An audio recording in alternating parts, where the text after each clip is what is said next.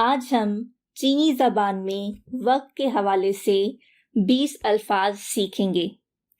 20 Chinese words for time. 20个表示时间的汉语词语。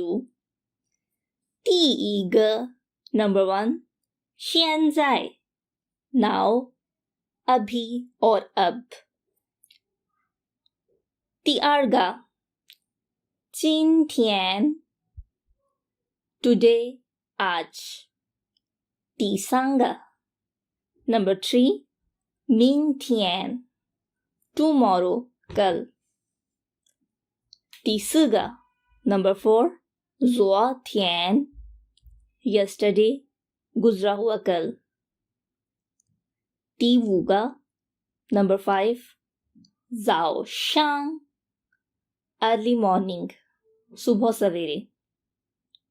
第六个上午 morning सुबह।第七个 Number 7中午 noon दोपहर।第八个 Number 8下午 afternoon दोपहर।第十个 Number 10晚上 evening शाम।第十个点 o'clock बजे।第十一个 Number 11小时 hour घंटा। 十二个分钟 minute।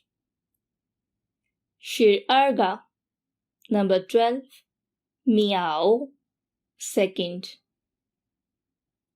十三个 Number 13时间 a period of time मखसूस अरसा। 十四个时候 a certain point in the time एक खास नुक्ता।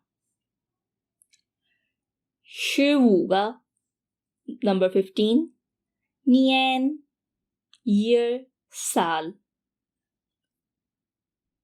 第六个月 month महीना।